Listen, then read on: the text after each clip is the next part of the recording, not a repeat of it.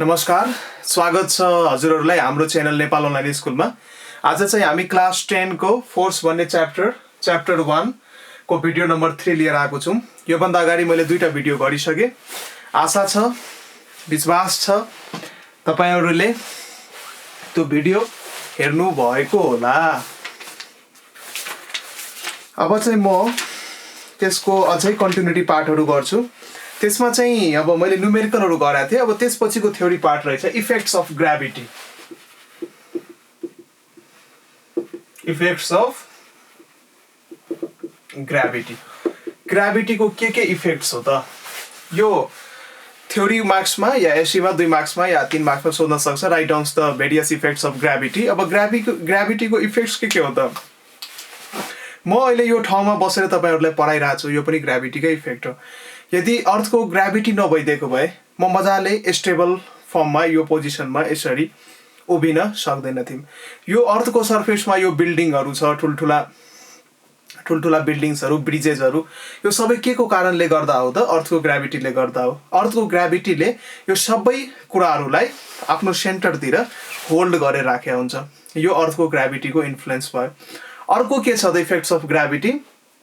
existence of atmosphere around the surface of the earth. around the earth. अर्थको अराउन्डमा एटमोस्फियरको existence पनि के को कारण हो त? अर्थको ग्राभिटीकै कारणले गर्दा हो। सपोज यो अर्थ हो भने यसको वरिपरि हाम्रो अर्थको एटमोस्फियर हुन्छ। एटमोस्फियर केले मिलेर बन्या हुन्छ त? डिफरेन्ट ग्यासेस मोलिक्युल्स, त्यसमा नाइट्रोजन अनि oxygen, carbon dioxide, sulphur dioxide, थुप्रै ग्यासेस मोलिक्युल्सहरु हुन्छ। त्यो ग्यासेस मोलिक्युल्सको केही न केही मास हुन्छ। त्यो मासहरुलाई यो अर्थले के गरे हुन्छ त? आफ्नो सेन्टरतिर पुल गरेर राखेको हुन्छ। So existence of atmosphere around the earth is the effect of gravity. अर्को ग्राभिटी हामी के भन्न सक्छौं? अब जस्तै हामी डिफरेन्ट एक्टिभिटीज गर्छौं। हामी हिँड्छौं, हामी कुद्छौं, हामी प्ले गर्छौं, हामी रन गर्छौं। यो सबै के को कारणले पोसिबल हो त? अर्थको ग्राभिटीको कारणले पोसिबल भएको छ। अर्को चाहिँ कन्स्ट्रक्सन अफ बिल्डिङ्स, ब्रिजेस पनि के को कारण हो त? अर्थको ग्राभिटीकै कारणले पोसिबल भएको छ। अदरवाइज त्यो सबै कुराहरु उडेर स्पेसमा जान्थ्यो। अनि अर्को के छ त? Occurrings of tides in the oceans.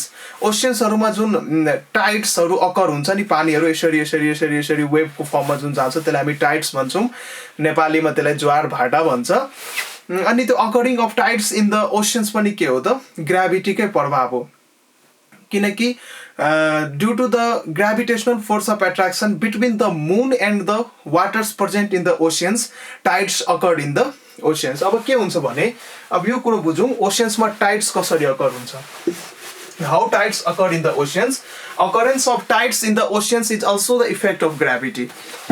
Suppose मानौं यो हाम्रो ओशियन्स हो, यो हाम्रो अर्थ सर्फेसमा छ, यहाँ हाम्रो मुन छ। अब यो ओशियन्समा चाहिँ इनर्मस अमाउन्ट अफ वाटर हुन्छ, लार्ज मास अफ वाटर हुन्छ। यो लार्ज मास अफ वाटरलाई यो मुनले के गर्छ त? आफूतिर तान्छ। आफूतिर तानिसकेपछि यो पानीको टेन्डेन्सी के हुन्छ त? मुनतिर मुभ गर्ने। जसरी पानी मुनतिर मुभ गर्न खोज्छ यो ओशियन्सको वाटर, फेरि हाम्रो अर्थले यो पानीलाई ब्याक आफूतिर तान्छ। एकचोटी पानीलाई, ओशियन्समा भएको पानीलाई एकचोटी मुनले तान्ने भयो, फेरि अलिकति मुनले तानिसकेपछि फेरि त्यो पानीलाई पृथ्वीले तान्ने भयो आफूतिर। सो अकरेन्स अफ टाइड्स, अब यो समुद्रमा जुन पानी थियो यसलाई एकचोटी मुनले नै तानिरहेछ, फेरि एकचोटी यसलाई अर्थको सर्फेसले त पानीलाई होल्ड गरेर राखेको नै छ। किनकि अर्थको ग्राभिटी हो। अर्थमा ग्राभिटी नभइदिएको भए अर्थको सर्फेसमा पानी हुँदैन थियो। यो ओशियन्समा भएको पानीलाई एकचोटी मुनले तान्छ, हल्का डिस्प्लेस भइसकेपछि फेरि पृथ्वीले यसलाई तान्छ। एउटै पानीलाई एकचोटी मुनले तान्ने भयो, एकचोटी फेरि पृथ्वीले तान्ने भयो।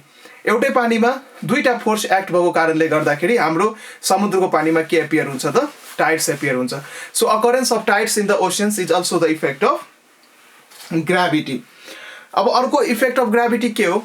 When we throw any object upward it comes down after some time. This is the effect of gravity. If there was no gravity, यदि त्यहाँ ग्राभिटी नभइदिएको भए कुनै पनि वस्तु मैले माथि फाल्छु भने त्यो माथि गई हुन्थ्यो। त्यो फेरि हाम्रो अर्थ सर्फेसमा फेरि त्यो आएर झर्नेवाला थिएन।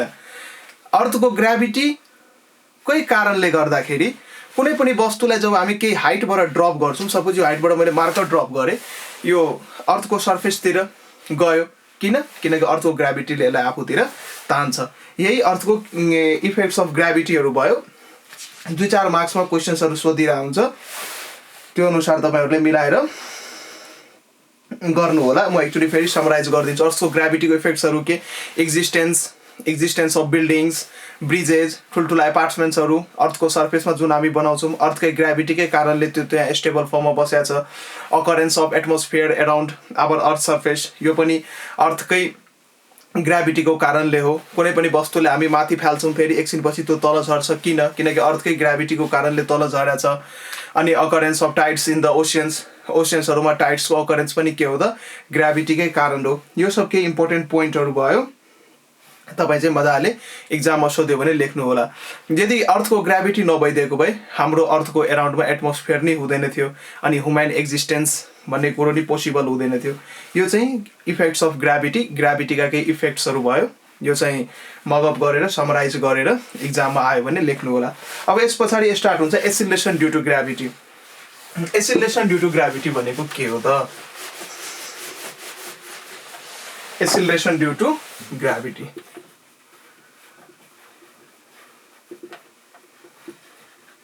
Acceleration due to gravity.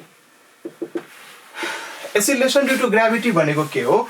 पृथ्वी अथवा कुनै पनि प्लानेटको कारणले गर्दाखेरि के आउँछ त्यहाँ? ग्राभिटी।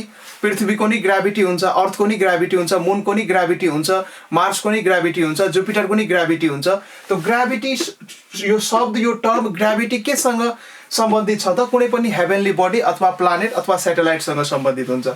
यो ग्राभिटीको कारणले गर्दाखेरि कुनै पनि फ्रीली फलिङ बडीमा जुन एसिलरेसन प्रोड्युस हुन्छ नि, त्यसलाई हामी भन्छौँ एसिलरेसन ड्यू टु ग्राभिटी। अब कुनै बेला एससीमा 1 मार्क्समा क्वेसन सोधिन्छ, what do you mean by acceleration due to gravity? त्यसको डिफिनेसन के भयो? The acceleration produced in a freely falling body. लेख्नु होला है मजाले। The acceleration produced in a freely falling body due to the gravity of the earth या due to the gravity of the planet is called acceleration due to gravity. अहिले चाहिँ हामी यहाँ कुरो चाहिँ अर्थको रिफरेन्समा गर्छौँ, मेनली हाम्रो कुरो चाहिँ अर्थको रिफरेन्समा हुन्छ, तर ग्राभिटी भन्ने कुरो कुनै पनि हेभेनली बडी अथवा प्लानेटको हुनसक्छ, तर यहाँ चाहिँ हामी कुरो अर्थको रिफरेन्समा गर्छौँ। So acceleration due to gravity of the earth भनेको के हो त? कुनै पनि फ्रीली फलिङ बडी यदि अर्थको सर्फेसतिर फल भइरहेछ भने त्यो फ्रीली फलिङ बडीमा कति एसिलरेसन प्रोड्युस हुन्छ अर्थको ग्राभिटीको कारणले गर्दाखेरि, त्यसलाई नै हामी के भन्छौँ? Acceleration due to gravity. अब acceleration due to gravity g को भ्याल्यु अर्थको कारणले, अर्थको सर्फेसमा हेर्ने हो भने एसिलेसन ड्यू टु ग्राभिटी सानो जी को भ्याल्यु अर्थको सर्फेसमा हेर्ने हो भने यो 9.8 मिटर पर सेकेन्ड स्क्वायर हुन्छ। त्यस्तै एसिलेसन ड्यू टु ग्राभिटी मुनको सर्फेसमा हेर्ने हो भने यो कति हुन्छ त? 1.67 मिटर पर सेकेन्ड स्क्वायर हुन्छ। त्यसरी नै जुपिटरको सर्फेसमा हेर्ने हो भने acceleration due to gravity on the जुपिटरको सर्फेसमा हेर्ने हो भने यो चाहिँ 25 मिटर पर सेकेन्ड स्क्वायर हुन्छ। यो केही भ्याल्युहरू हो, स्ट्यान्डर्ड भ्याल्युहरू हो, याद गर्नु होला। यो दुईटा याद छैन भने अर्थको चाहिँ 100% याद गर्नु पर्यो, किनकि अर्थको यो डाटा चाहिँ हाम्रो न्युमेरिकलमा दिएको हुँदैन। एक्सेप्ट अर्थ, अरू कुनै प्लानेट छ भने त्यसको डाटा चाहिँ हामीलाई क्वेसनमा प्रोभाइडेड हुन्छ। त्यही पनि यो तीनटा कुरो चाहिँ याद गर्नु होला, सजिलो हुन्छ। Acceleration due to gravity on the surface of the earth is 9.8 meter per second square. On the surface of the moon is 1.67 meter per second square. On the surface of the Jupiter is 25 meter per second square. अब यो acceleration due to gravity लाई हामी बुझौँ। यो त केही data भयो, fact भयो, यो तपाईहरु नोट गर्नु होला। अब यसको मिनिङ चाहिँ के? वास्तवमा acceleration due to gravity को एभरेज भ्यालु चाहिँ acceleration due to gravity, it depends upon the shape of the earth, it depends on altitude or depth, त्यो सबै कुरो म गर्छु। तर average value of acceleration due to gravity on the earth surface चाहिँ हामी 9.8 metre per second square लिन्छौँ। एकछिन सिम्प्लिसिटीको लागि म यसलाई 10 माने है, 10 मानेर एउटा कन्सेप्ट बुझाउँछु म। वास्तवमा 9.8 मिटर पर सेकेन्ड स्क्वायर हुन्छ, तर न्युमेरिकलहरू गर्ने बेला चाहिँ 9.8 राखेर गऱ्यो भने झ्याउ हुन्छ, क्याल्कुलेसन्स अलिक लेन्दी हुन्छ, टफ हुन्छ। त्यसैले क्याल्कुलेसन्सलाई सर्ट गर्नको लागि, सजिलो बनाउनको लागि हामी 9.8 को सट्टा 10 युज गर्छौँ। कुन बेला 10 युज गर्नु पर्यो? जुन बेला क्वेसन्समा मेन्सन हुन्छ। क्वेसनमा मेन्सन हुन्छ टेक सानो g acceleration due to gravity is 10 metre per second square, अनि बल्ल हामी 10 राखेर काम गर्नुपर्ने हुन्छ, बल्ल 10 राखेर न्युमेरिकल गर्नुपर्ने हुन्छ।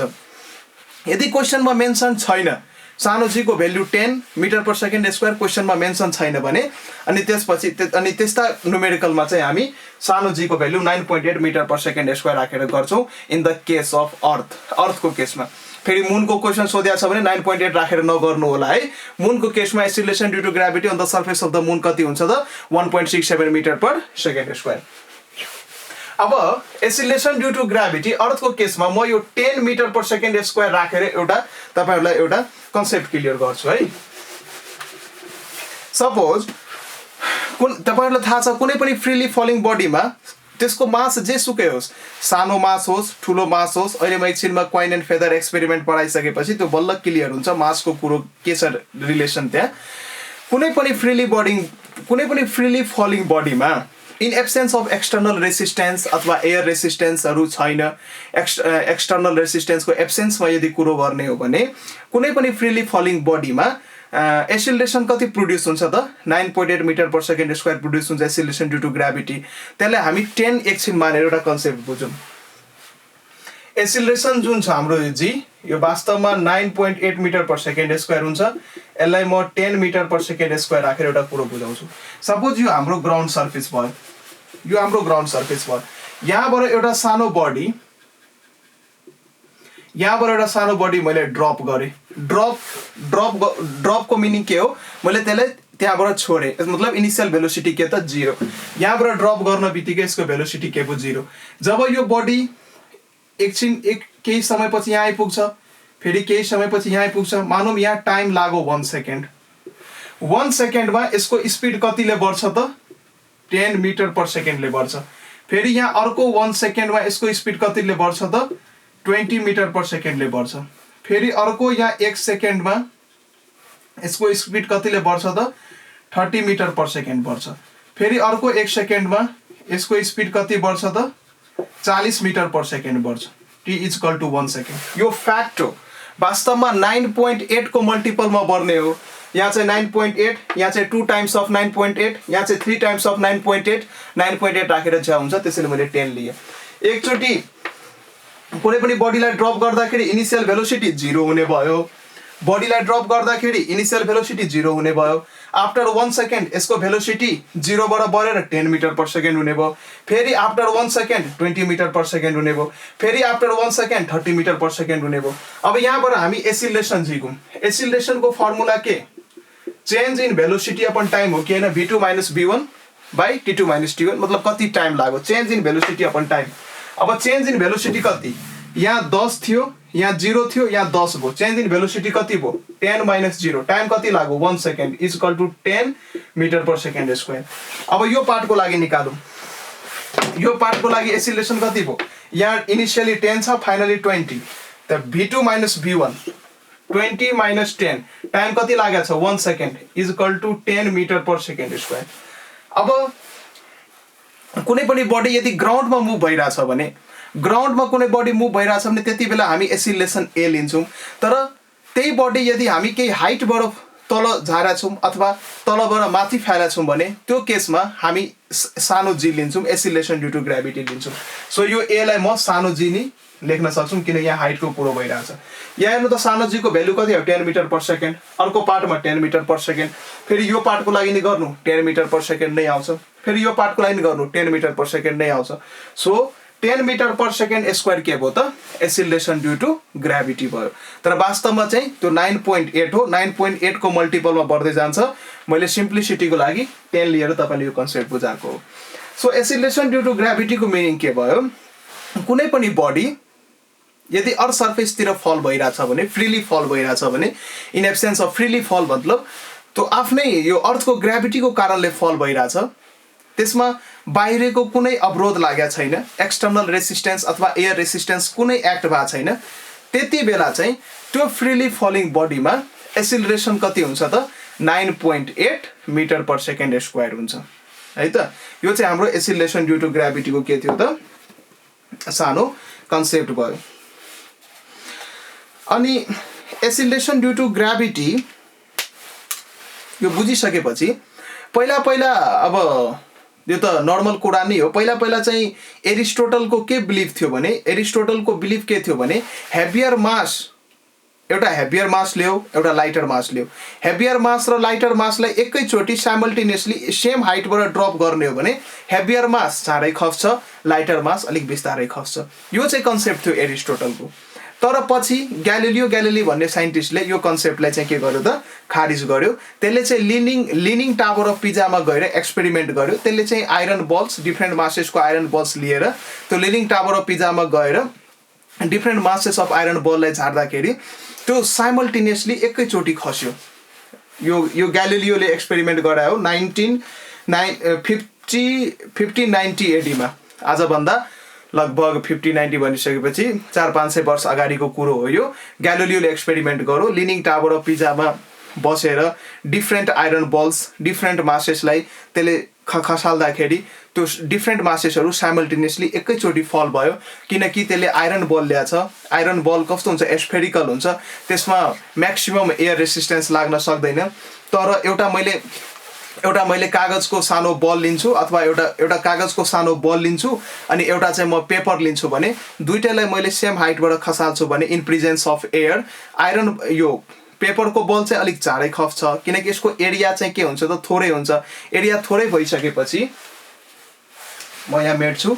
एरिया थोरै भइसकेपछि त्यसमा रेसिस्टेन्स नि के हुन्छ त थोरै लाग्छ। सपोज मैले एउटा पेपरको बल लिएँ, पेपरको बल भयो, यो मेरो पेपरको बल हो अनि यो चाहिँ मेरो के हो त एउटा पेपर भयो, पेज भयो। अब दुईटैलाई मैले साइमल्टेनियसली खसाइसकेपछि यसमा नि वेट लाग्छ mg, यसमा नि वेट लाग्छ mg। वेट भनेको पृथ्वीले तान्ने फोर्स है ग्राभिटी। यसमा नि वेट लाग्छ mg, यसमा नि वेट लाग्छ mg।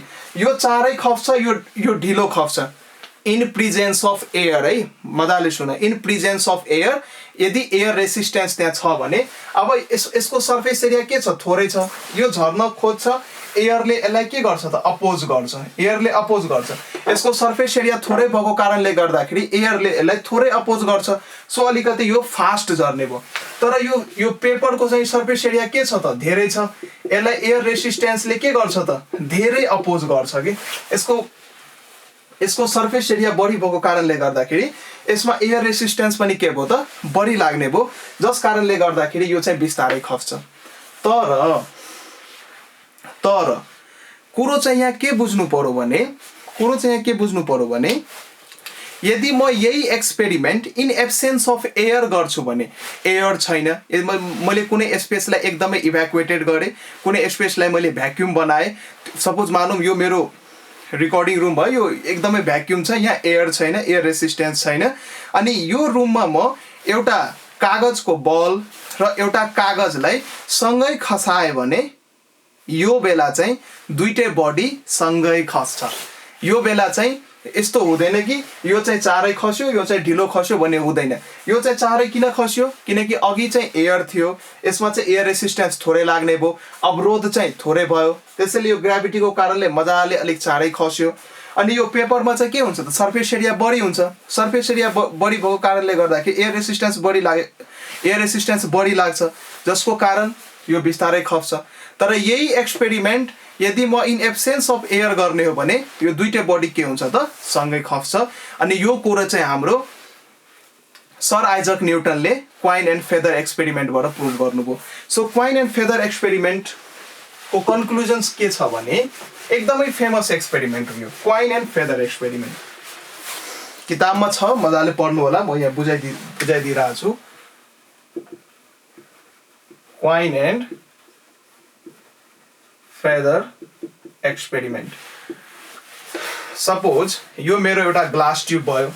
यो ग्लास ट्युबमा यति बेला यसमा एयर छ है, यसमा एयर छ। यहाँ मैले एउटा क्वाइन लिएँ, यहाँ मैले एउटा फेदर लिएँ। यो बेला यसमा एयर छ है। अब यो दुईटैलाई मैले साइमल्टेनियसली साइमल्टेनियसली एउटै हाइटबाट मैले दुईटैलाई छोडिदिएँ भने यो क्वाइन चाहिँ चारै यहाँ आइपुग्छ, मतलब चारै खस्छ, अनि यो फेदर चाहिँ यो बिचमै कतै हुन्छ है त। मैले दुईटैलाई सँगै खसाएको छु। क्वाइन चाहिँ चाँडै खस्यो, फेदर चाहिँ ढिलो खस्यो। किन?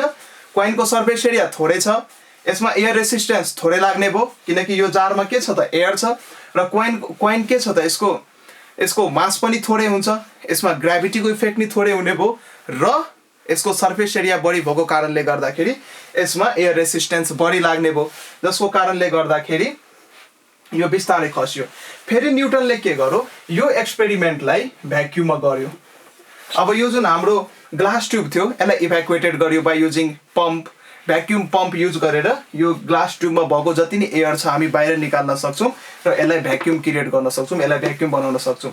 सपोज मानौँ अब यो भ्याक्युम भयो, यो भ्याक्युम भयो, यसमा एयर छैन। अब एयर नभइसकेपछि एयर रेसिस्टेन्स भन्ने कुरो आउँदैन। अब भ्याक्युममा अब यसले चाहिँ फेरि न्युटनले एक्सपेरिमेन्ट गर्यो, क्वाइन र फेदरलाई सँगै खसायो। अब भ्याक्युममा खसाइसकेपछि यसले के नोट गर्यो त, क्वाइन र फेदर साइमल्टेनियसली सँगै खसिरहेछ र सेम टाइममा तल आइपुग्छ, सेम टाइममा तल आइपुग्छ। यो कुरो चाहिँ कसले नोट गर्यो त, सर आइजक न्युटनले क्वाइन एन्ड फेदर एक्सपेरिमेन्टमा नोट गर्नुभयो। र यो एक्सपेरिमेन्टबाट एउटा इम्पोर्टेन्ट कन्क्लुजन हामी के निकाल्न सक्छौँ, in absence of air resistance, in absence of air resistance the acceleration due to gravity is independent of the mass. अब acceleration due to gravity independent of the mass भइसकेपछि यसको मतलब दुईटै बडीमा सेम एसिलेसन प्रोड्युस भयो, दुईटै body same acceleration that is 9.8 metre per second स्क्वायरले तर खस्यो र सेम टाइममा यहाँ आइपुग्यो। त यहाँबाट मेन कन्क्लुजन हामी के लेख्न सक्छौँ, in absence of external resistance the acceleration produced in a freely falling body is independent of the mass. यो पोइन्ट नोट गर्नु होला। In absence of air resistance, यदि एयर रेसिस्टेन्स छैन भने, कुनै पनि बाहिरी अवरोध छैन भने, त्यति बेला चाहिँ जुनसुकै बडी होस् त्यसको मास जेसुकै होस्, मास बढी होस् अथवा मास थोरै होस्, अथवा यत्रो ठुलो आइरन बल या एउटा सानो बिट्स अफ पेपर दुईटैलाई सँगै खसायो भने भ्याक्युममा इन एब्सेन्स अफ एयर दुईटै बडी सँगै सेम लेभलमा एकै टाइममा ग्राउन्डमा आइपुग्छ। यो एक्सपेरिमेन्टले के इन्डिकेट गर्छ, in absence of air resistance, in absence of frictional air resistance, the oscillation produced in a freely falling body is independent of the mass and the value of the oscillation is 9.8 meter per second square, and the both body irrespective of their masses fall simultaneously on the surface of the ground, on the surface of the earth. So यहाँबाट एउटा conclusion लेख्न सकिन्छ, त्यही conclusion हो। यहाँ किताबमा के भनेको छ भने oscillation due to gravity of freely falling bodies whatever be their masses is the same in the absence of air resistance. त्यही कुरो छ, in absence of air resistance oscillation produced in a freely falling body is independent of their masses, is independent of their masses. अब यति भइसकेपछि coin and feather experiment सिद्धियो। अब चाहिँ हामी के गर्छौँ त, relation of acceleration due to gravity with the earth radius, relations of oscillation due to gravity with the earth radius. यो पार्ट हेरौँ, यो बुझ्नुभयो नि coin and feather experiment. Coin and feather एक्सपेरिमेन्टको एउटा मात्रै कन्क्लुजन के छ भने, पछि हामी यही एक्सपेरिमेन्ट यदि स्पेसमा गएर गर्ने हो भने हामी सेम कन्क्लुजन पाउँछौँ, किनकि स्पेसमा एयर छैन, स्पेस पुरै भ्याक्युम हो, त्यहाँ एटमोस्फियर छैन, एयर रेसिस्टेन्स छैन। स्पेसमा गएर तपाईँ एउटा 2 केजीको ढक र एउटा सानो पानालाई एउटा सेम हाइटबाट खसाल्ने हो भने दुईटै सेम रेटले तल खस्छ। यो होइन कि 5 केजीको ढक चाँडै खस्छ अनि सानो बिट्स अफ पेपर हावामा बिस्तारै हलिँदै आइरहेछ, त्यस्तो होइन।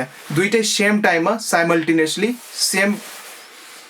सेम टाइममा एउटै पोजिसनमा आइपुग्छ। यो चाहिँ यो एक्सपेरिमेन्टको मेन कन्क्लुजन थियो। अब relation of acceleration due to gravity with the earth radius.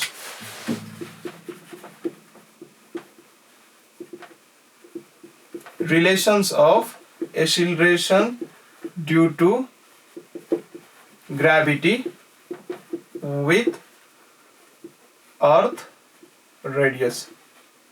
Earth रेडियससँग रिलेसन ड्यू टु ग्राभिटीको के रोल छ कसरी बुझ्न सकिन्छ? अब यो हामी हेर्छौँ। मानौ यो हाम्रो अर्थ हो। अर्थको सर्फेसमा मैले एउटा सानो मास m राखेँ। अर्थको रेडियस के छ त r छ। From Newton's law of gravitations यो दुईटैको सपोज अर्थको मास क्यापिटल m भयो।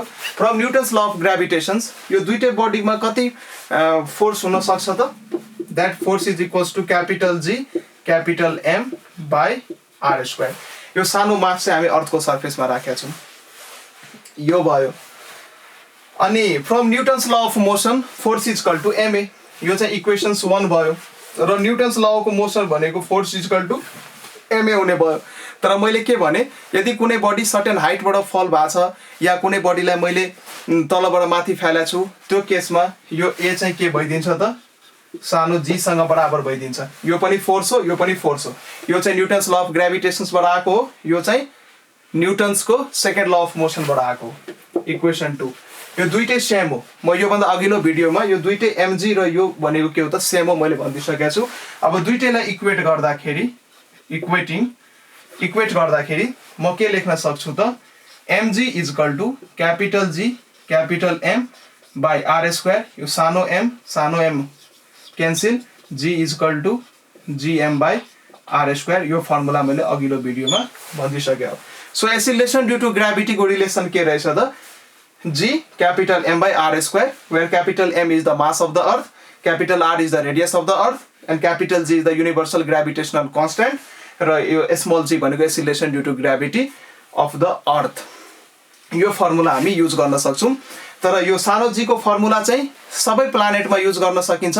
तर एउटा कन्डिसन के छ, जुन प्लानेटको लागि सानो g को भ्यालु निकाल्न खोजिरहेछौ त्यही प्लानेटको मास अथवा रेडियसको भ्यालु राख्नु पर्यो। पृथ्वीको लागि निकालिरहेछ भने अर्थको लागि निकालिरहेछ भने अर्थको मास र अर्थको रेडियस युज गर्नु पर्यो। मुनको लागि निकालिरहेछ भने मुनको मास र मुनको रेडियस युज गर्नु पर्यो। जुपिटरको लागि निकालिरहेछ भने जुपिटरको मास अथवा जुपिटरको रेडियस निकाल्नु पर्यो युज गर्नु पर्यो। र यहाँ एउटा कुरो के याद गर्न सकिन्छ, अर्थको सर्फेसमा सानो जी को भ्यालु कति हुन्छ 9.8 metre per second square. Average value न्युमेरिकलमा हामी 10 मिटर पर सेकेन्ड स्क्वायर लिएर गर्छौँ।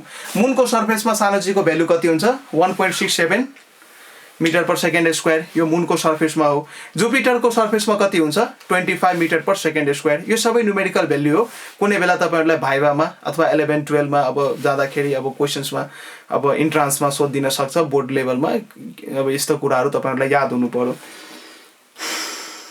अब यति भइसकेपछि यसको अब यसपछि हाम्रो दुईटा भिडियो अझै बन्न सक्छ। त्यसपछि हामी एक्जाममा सोधेको क्वेशन्सहरु एकदमै डिटेलमा गर्छौं। आजसम्म एक्जाममा सोधेका जति पनि क्वेशन्स छन् 10-15 वर्षका क्वेशन्सहरु यो च्याप्टरसँग सम्बन्धित त्यो सबै क्वेशन्स म गर्छु। र यति भइसकेपछि अब नेक्स्ट पार्ट चाहिँ म नेक्स्ट भिडियोमै गर्छु। अनि यति भन्दै आज भिडियो म यही टुङ्ग्याउँछु। अनि तपाईहरु पुरानो भिडियो यदि हेर्नु भएको छैन भने पुरानो भिडियोहरु हेर्नु होला र आफ्नो नोट छुट्टै बनाउँदै जानु पर्यो। र केही समस्या छ भने हाम्रो नेपाल अनलाइन स्कुलको हाम्रो यो नम्बर भयो अफिसियल नम्बर 9849595895 यो नम्बरमा कल गरेर आफ्नो क्वेरीहरु आफुलाई केही समस्या छ भने हामीसँग सम्पर्क गर्न सक्नुहुन्छ। यति भन्दै हस्, धन्यवाद। जय नेपाल।